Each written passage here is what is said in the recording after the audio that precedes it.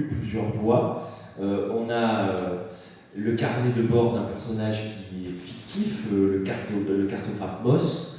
Il y a des lettres aussi, des correspondances, les notes de bord de Parker Sims, qui lui est garçon de cabine sur le Beagle. On a des récits d'escale, des extraits de correspondance, et puis les fameux carnets C de Darwin. Alors, deux questions. Pourquoi ce choix de découpage avec ces écrits? Il y a une dimension très historique. On sent que vous avez pris beaucoup de plaisir à reprendre le vocabulaire, l'esprit, des tournures assez léchées ou pas, en fonction des auteurs du texte. Et puis, ces fameux carnets C, est-ce que vous pouvez nous en dire plus? Alors déjà, la volonté de plusieurs voix. C'est un roman qu'on qualifierait de roman choral, au sens où plusieurs personnes nourrissent le récit et donnent au récit une tonalité multicolore au départ, mais qui, évidemment, c'est, je pense, une des qualités des écrivains de savoir faire ça quand on se lance dans ce type d'entreprise, de converger. Plus le récit avance, plus les différentes voix discordantes au départ finissent par chanter la même chanson. Et donc ce que j'essaie de faire, c'est que partant de protagonistes différents, antagonistes du récit, plus on avance, plus on finit par composer. C'est un peu comme le principe d'une mosaïque. Hein. Si on s'approche, chaque petit carreau de la mosaïque ne veut rien dire. Quand on recule, le tableau prend sens. C'est ce qui se passe dans un roman choral, en tout cas, ce que j'espère avoir réussi, c'est que ces différentes voix finissent par composer un récit et de donner, à partir de vérités multiples et incertaines au départ, un vrai sens au récit et donc une forme de vérité sur ce qui s'est effectivement passé pendant ces 5 années de croisière. Sur les carnets C, alors ça aussi je prends bien soin de le dire à la fin, les carnets C sont entièrement de ma plume, et non pas de celle de Charles Darwin. C'est un carnet fictif que j'insère au récit, mais qui donne une troisième dimension, au-delà de la voix qu'on connaît, pour ceux qui sont intéressés, les carnets, les vrais carnets de Charles Darwin, le journal de bord de Fitzroy, de Robert Fitzroy, le capitaine du navire, et le carnet C les carnets C qui vont donner, je dirais, qui vont jeter de la lumière sur l'aspect caché, dissimulé de ce qui s'est effectivement passé à bord du Beagle pendant ces 5 années. Plus les notes d'un autre personnage fictif aussi, qui est le cartographe du bord, quelqu'un qui a l'âge de Darwin, qui a beaucoup plus de mer, comme il le dit au début. J'étais à peine plus âgé que lui, mais j'avais beaucoup plus de mer, d'expérience que lui, Morgan Moss, qui va être l'observateur, donc non seulement le cartographe, mais le script de ce qui s'est passé effectivement. À côté de la parole officielle de Darwin, on va avoir la parole de Morgan Moss qui va rectifier certains aspects et nous donner, jusqu'à ce que les lignes se confondent, ces deux lignes différentes qui vont finalement n'en tisser plus qu'une dans la deuxième partie du récit, et nous donner une vision complète des aventures de Charles Darwin à bord du Beagle jusqu'au retour en Grande-Bretagne 5 années plus tard. Et cette vision est si complète qu'elle s'enrichit parfois de dessins, d'illustrations. Juste quelques petits exemples. Page 172-173 par exemple, mais on en a un certain nombre. Ah oui, j'ai les notes. On a des... Voilà, et voilà, partout, hein, c'est pas systématique, mais il y en a comme ça un certain nombre. On a ces dessins, ces gravures qui ponctuent le récit. Évidemment, ça a une vertu illustratrice, mais il y a aussi cette volonté d'être plus vrai que le vrai. Alors, j'en suis partiellement l'auteur de ces dessins, de ces croquis. C'est une vieille passion d'adolescent. J'ai beaucoup fréquenté, quand j'étais lycéen à Paris, le musée d'histoire naturelle du Jardin des Plantes à Paris. Je faisais des croquis des choses que je voyais là-bas, entre, je sais pas, 14 et 17-18 ans. Et je trouvais que c'était une manière à la fois de conserver des traces de ce que j'avais vu et puis de leur donner plus de réalité.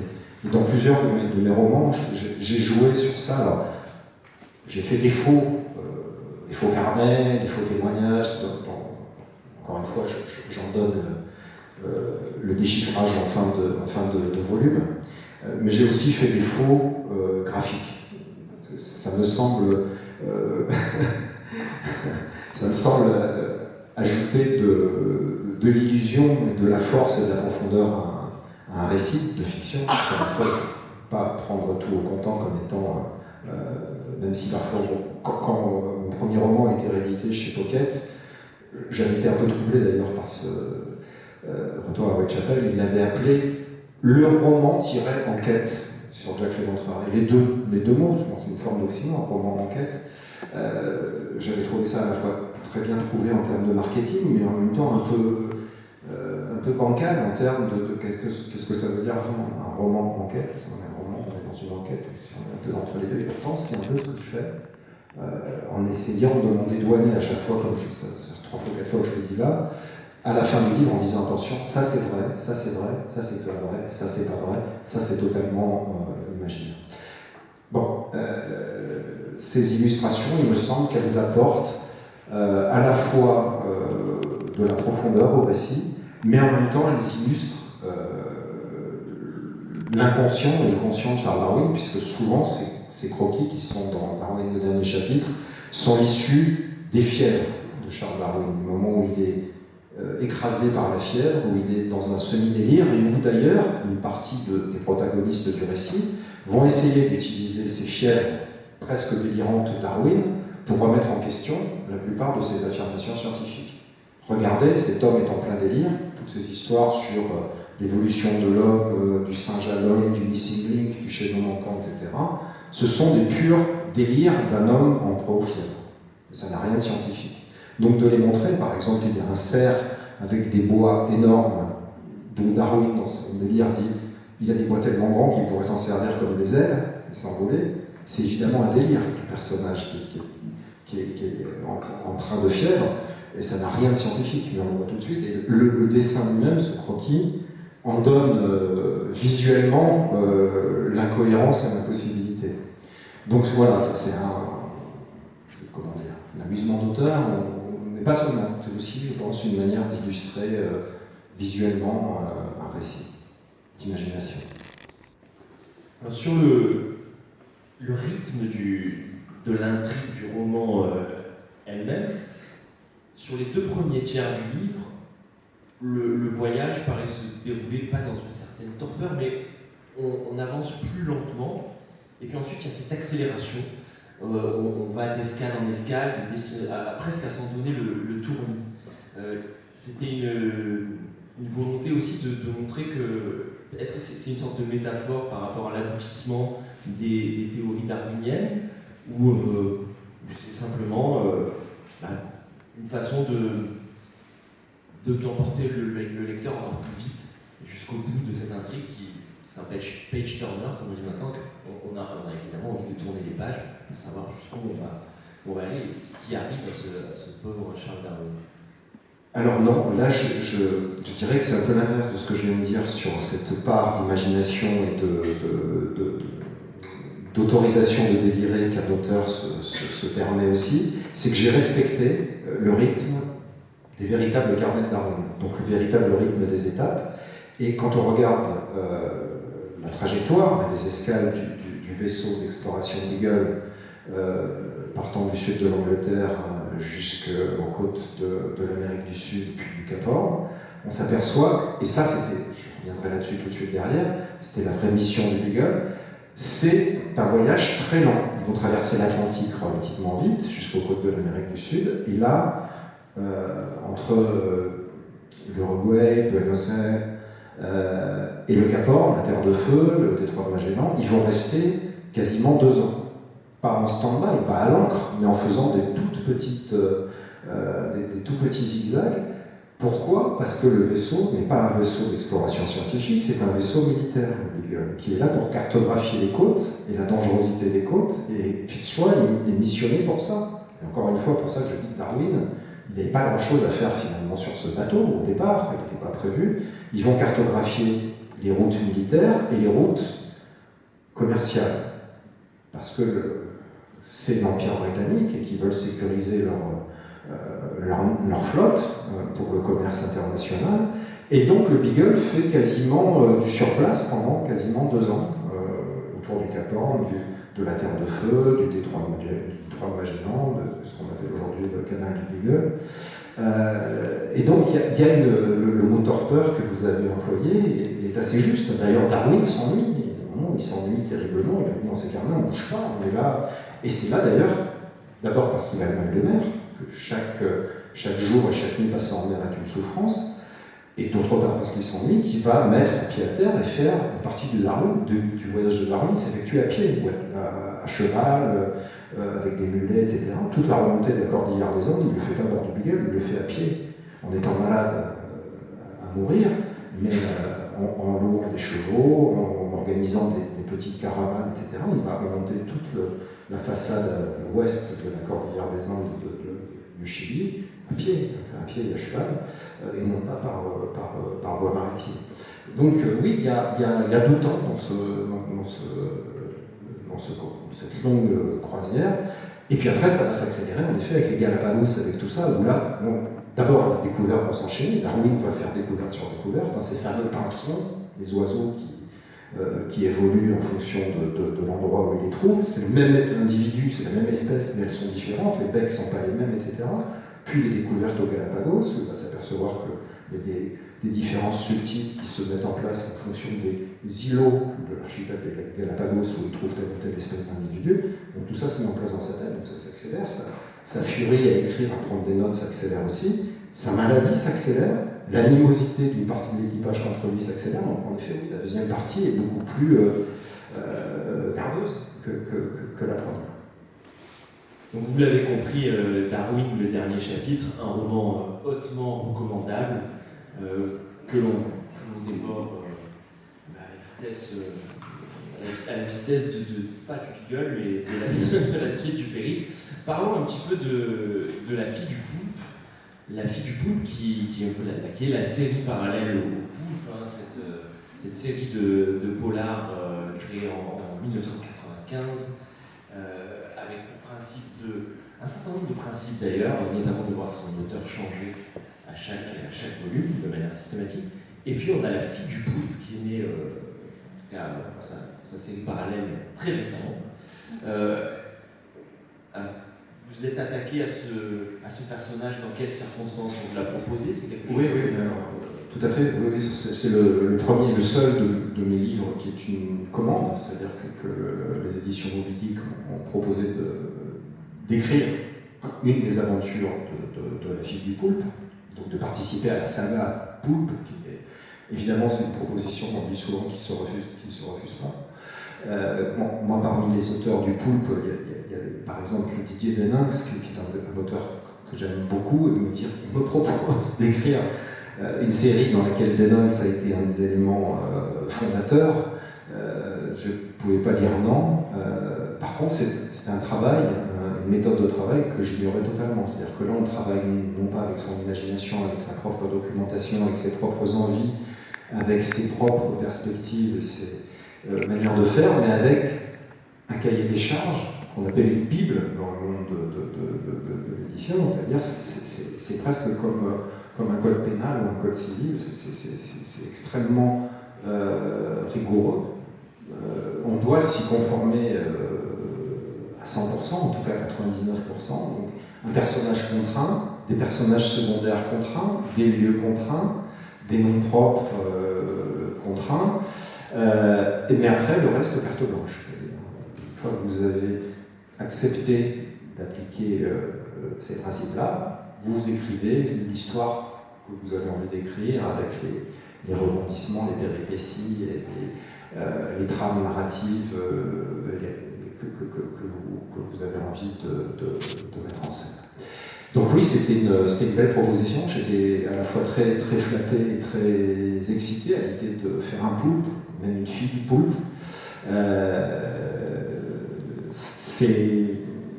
Alors ça renvoie à beaucoup de choses, c'est un roman policier. Moi, c'est, je dirais, le seul je suis souvent invité dans des festivals de romans policiers parce que une partie de mon travail est une consonance policière, mais j'ai jamais écrit de vrais romans policiers, par des flics qui enquêtent sur les crimes et machin. Il y a toujours autre chose autour, souvent des choses de type sociologique ou socio-historique. Là, c'est un vrai roman contemporain avec une équipe de flics qui enquête, mais un personnage aussi un peu freelance, un peu indépendant, qui est Gabriella, la fille du poulpe, qui elle ne respecte pas la loi, ne respecte pas les procédures de l'enquête judiciaire et tout, qui va mener sa propre enquête à sa manière. Et c'était aussi intéressant de reprendre par rapport au poulpe, donc un personnage quand même daté, hein, c'est pour ça que c'est sa fille qui prend le rôle aujourd'hui. Le poulpe, il est né, il avait une trentaine d'années dans les années 80, 90. Il a plus de 60 ans aujourd'hui, donc il est un peu rangé des voitures. Et c'est pas seulement sur la jeunesse physique du personnage, hein, pour des exploits physiques, des bagarres, des choses comme ça, des sessions d'endurance physique, c'est surtout que c'est un nouveau monde qui est ouvert dans l'imaginaire d'une jeune fille de 24 ans. Elle est de la nouvelle génération, elle est du nouveau monde, elle connaît Internet, elle connaît tout ça, donc elle est sur une nouvelle manière de fonctionner, de regarder le monde et de voir un petit peu les idéaux moraux et politiques de son père comme étant un peu appartenant à un monde presque éteint. Donc, mais qui est là encore, qui survit parce qu'elle est elle aime beaucoup son père, elle respecte ce qu'il a été, mais elle dit, moi j'appartiens à un autre monde, il faut faire autrement. Donc c'est aussi une manière de laisser parler une nouvelle génération sur des événements qu'on a, nous, traversés. Je dis nous, les gens qui ont entre, on va dire, 45, 50 et 70 ans, donc en gros les années 60, 70, 80, etc., avec l'effondrement des idéologies, le bouleversement des valeurs, la chute du mur de Berlin, enfin tout ce que vous connaissez, vu par quelqu'un qui a 24 ans. Donc pour qui tout ça doit absolument pas dire la même chose, à supposer qu'ils en aient une pleine conscience, mais qui va refaçonner tout ça avec ses idéaux à lui ou à elle plutôt. Et tout ceci à travers évidemment une enquête haletante sur la mort, puis la deuxième mort, en tout cas deux assassinats en plein Paris, avec un questionnement sur fond de relations internationales actuelles, passées, ce que vous venez de dire, sur ces anciens combattants de la guerre froide. Vous avez parlé de roman de gare. En effet, c'est du très bon roman de gare. Merci. C'est pas une injure. Et on n'est pas obligé de prendre le train pour le lire.